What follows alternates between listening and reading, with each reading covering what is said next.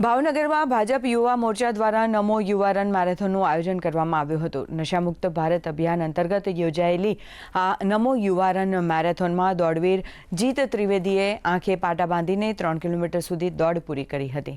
આ કાર્યક્રમમાં કેન્દ્રીય રાજ્યમંત્રી નીમુબેન બાંભણિયા, ધારાસભ્ય જીતુભાઈ વાઘાણી, સેજલબેન પંડ્યા, શહેર ભાજપ પ્રમુખ સહિતના મહાનુભાવો ઉપસ્થિત રહ્યા હતા।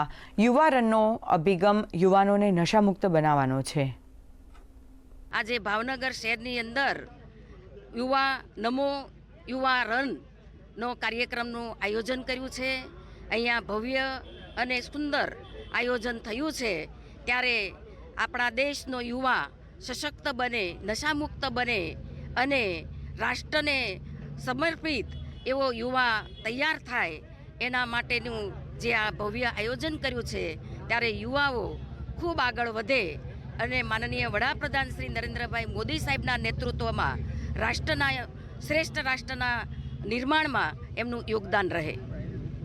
ભારતીય જનતા યુવા મોરચા તરફથી આજે નમો યુવા રન યોજાયેલી હતી, જેમાં આજે મેં મારો નવમો વર્લ્ડ રેકોર્ડ એટેમ્પ કર્યો, જેમાં મેં આંખ પર પટ્ટી બાંધીને 3 કિલોમીટર દોડ લગાવી છે।